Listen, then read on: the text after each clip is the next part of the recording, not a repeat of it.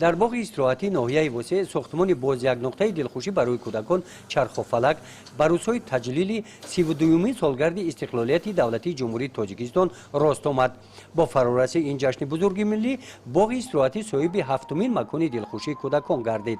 از همون روز که پیشوای ملت به همین باغ ما آمد، از همون روز همین باغ ما آبادتر و زیباتر شد. پدران، مادران، مامایان و بابایان ما به باغ آمده استراحت میکنند. خوش خرسندانه از این باغ ما برآمده میروند. باز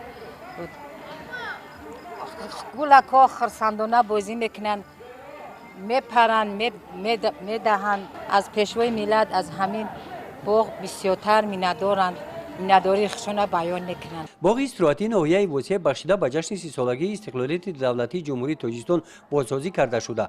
با اشتراک پیشوای ملت پرزیدنت جمهوری تاجیکستان محترم امامعلی رحمان مورد بهره برداری قرار داده شده است. مساحت باغ 3.5 گکتار را تشکیل داده از یک چند میدان عبارت میباشد. برای سیر و گشت ساکنان شفت پیراهن‌ها را گل‌های رنگشان گوناگون زیبا گردانیدند.